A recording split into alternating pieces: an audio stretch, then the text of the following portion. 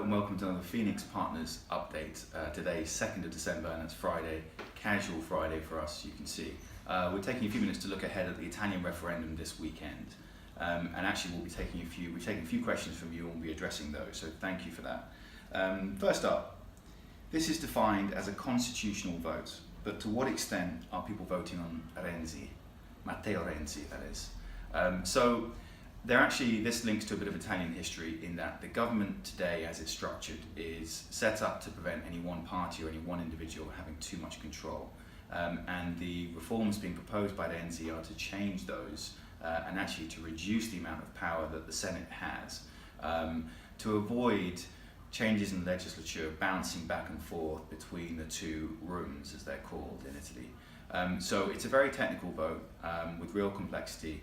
And Renzi has said that he will be stepping down in the case of a no vote, so him losing this referendum.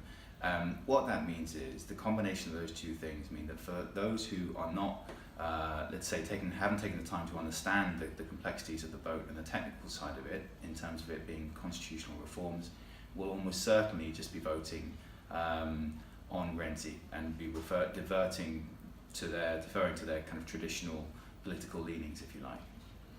Okay, so question number 2. How does European membership feature in this weekend's Italian referendum? So important to say this is not people are not voting on EU membership as they did on the 23rd of June here in Britain.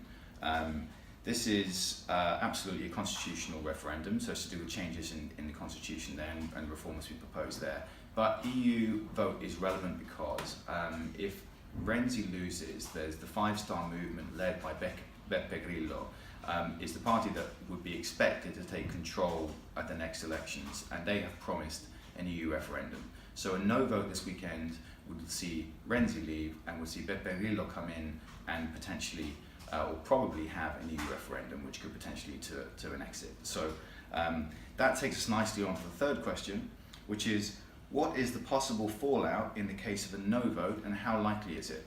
Well, firstly, in terms of how likely it is, the polls, as we know this year, have not been particularly helpful if we look at the referendum in the UK and Trump's victory in the US. Setting that aside, the last poll we had was on the 20th of November. It suggested a lead for the no vote. Now, in terms of a possible fallout, and that's probably the right way of describing it, there is a sense that Italy could be the second domino, if you like, in this ongoing domino effect, and this general kind of decline in the European, or belief in the European project. So with Brexit and then a possible Italian exit, which is a few steps away, there's a sense that this sort of undermines Europe more broadly. And it's certain to say that I think the fallout could involve Italian banks. There are concerns there in the case of a no outcome, and we could certainly see the euro weakening as a result of this. So this is, yes, it's a very political event, very technical, constitutional vote. With that said, plenty of implications for markets. And in our view, if there is a no vote, we would expect there to be a degree of euro weakness. We could certainly see sterling euro breach 120, and that certainly for the short term would be a good opportunity for UK importers and euro buyers to take a look at their currency requirements. Thank you for joining.